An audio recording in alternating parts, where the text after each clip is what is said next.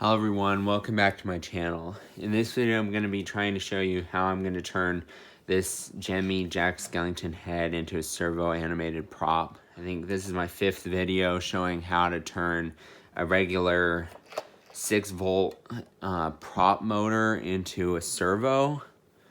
Basically you'll need to get a servo that you don't mind killing and use the original 6-volt. Make sure it's a 6-volt motor because that's pretty much what servos operate on. And then you also need a potentiometer and some decent soldering skills. So the first challenge with any servo prop is you need to make sure you have an actuation point for the potentiometer. It needs to be linked to the output of the motor, because the motor is a high-speed motor, and it converts the speed into torque so that then it can usually move the mouth down and then the spring pops it back into place.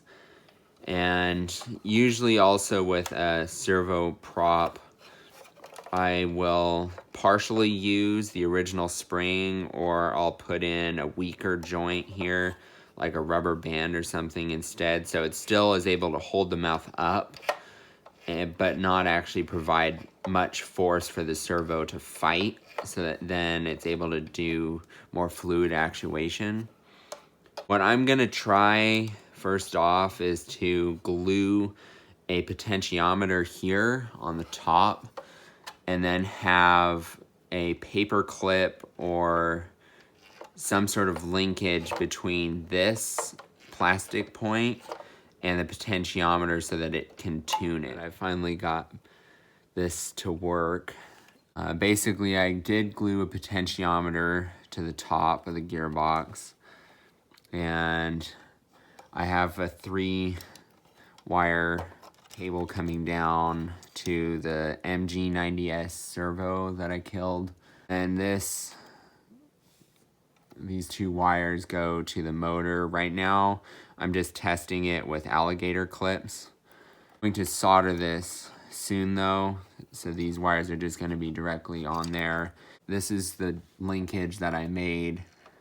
It's a bit shoddy, but it does work,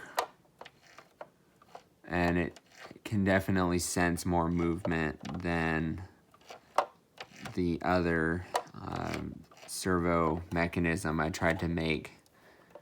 So this uses a lever glued on to the potentiometer, and then it goes through a little hole on this twisted paper clip I glued on, and that acts as a fulcrum point so that it can actually move the potentiometer so it can sense the movement of the mouth. This ended up taking hours of troubleshooting though, because every single attempt I made, it usually had way too jerky of movements where it would have large gaps, and so the mouth was not very fluid.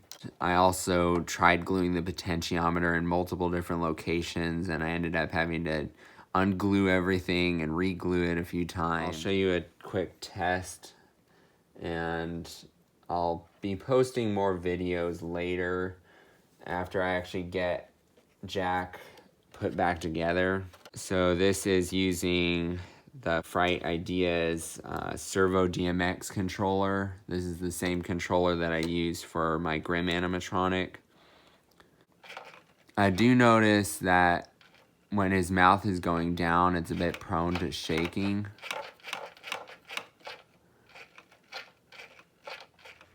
Alright, so here I have a revised version of Jack's head servo.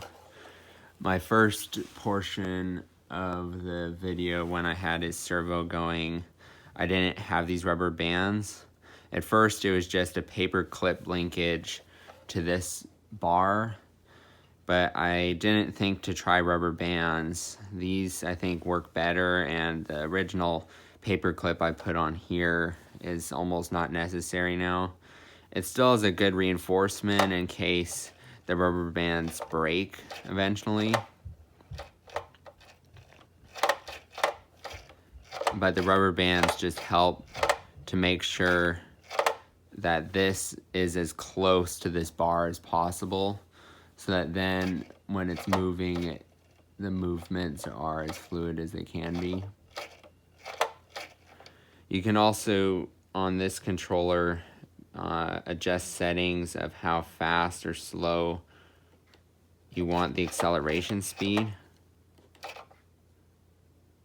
So if I turn it down a bit, I can even tweak it a bit more.